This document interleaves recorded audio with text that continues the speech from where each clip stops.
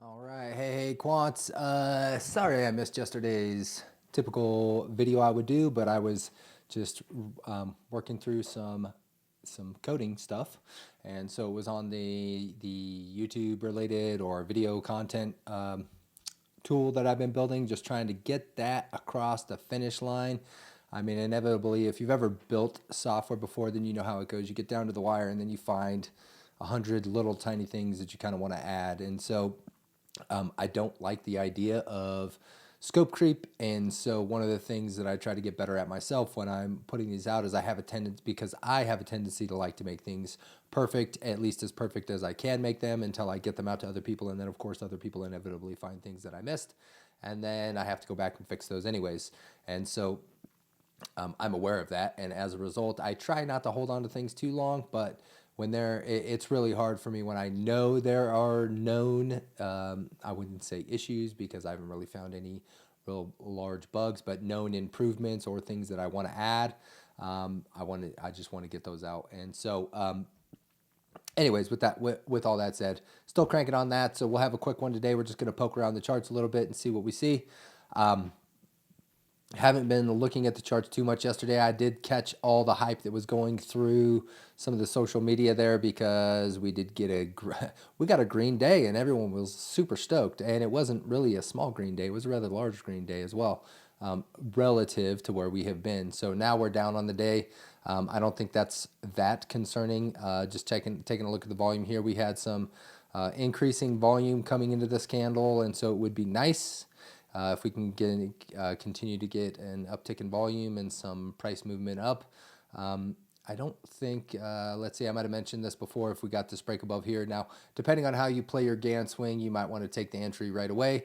Personally, since I do daily, typically look at things on the daily time frame. I like to see closures above. So right now this is still setting below. So this is no action for me. Just gonna wait and see if we actually get a close above this previous high. Otherwise, we're still just trending down, and there's really price-wise, we're trending down based on the close. We did get a break above here because the Gann swing will use highs and lows, so that's potentially going to change there. But personally, I just like to see a solid close above before I would take any action. Not much else to say about that. Would be nice. I'm just kind of curious here. I'm going to spitball. I think I did this last time. So if, let me use the top here. If we get the close isn't going to be here almost surely. But if we got that close above there and we got all the way up to the, to the 200 EMA there, that's 32%, that's 42%, really not that large. And look at that.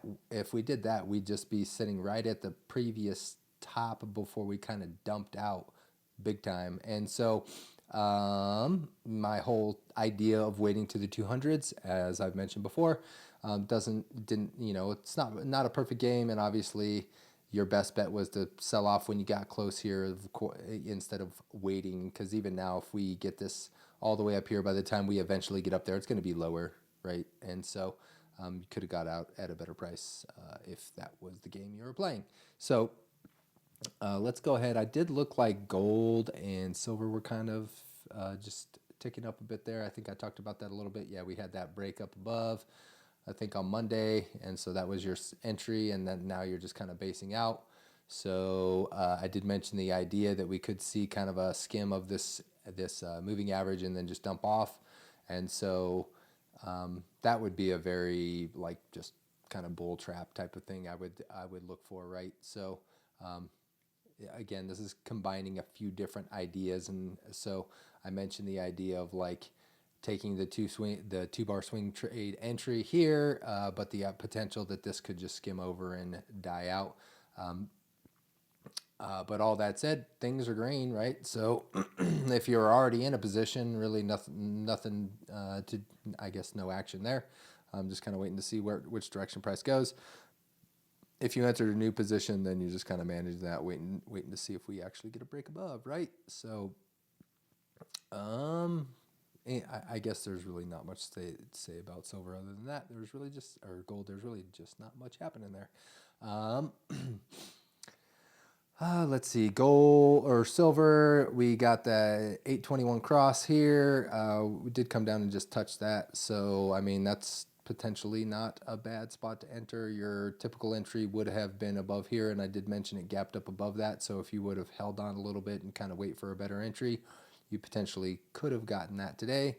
And you also get the confluence of the 821 cross. That let's see, it looks like you got some hidden bullish divergence here as well. So between here and way over here, yeah, I don't know if I would be playing that unless I was looking at the weekly time frame, maybe. But that doesn't mean it can't play out. Yeah, so silver kind of sitting in the same spot. You know, for these positions, I'd just be sitting on my hand. They've already run, and I think it's really hard to try and get in at this point after all this price action, especially considering this happened over the course of a few months, and we've only, how long have we seen here? Since January, so it's been like a month, right? So I think we need a little bit more time before this kind of parabolic price action has been absorbed, and we're going to make a particular direction movement one way or the other. So yeah, I think that's a pretty quick one today. It doesn't look like anything, despite all the bull post stuff that I saw yesterday, which, you know, I would agree with. It was nice to see some movement, but right now we're just kind of hanging around here, and we got to close below that. So you know, it's kind of like just sitting at the. I mean, this is even really at the top of the range here. It kind of went up and touched the top of the range, depending on where you're drawing that. So I'd still be waiting to see if we get a nice solid break out of here before getting super excited with everybody else. But it is nice to see a nice big green day compared to all the red that we've been seeing lately. So, and I do think eventually we're going to see some type of a rally. So I've seen some people drawing this different ways, but in the idea that I mentioned before of just simplifying things, we've got the A, B, C.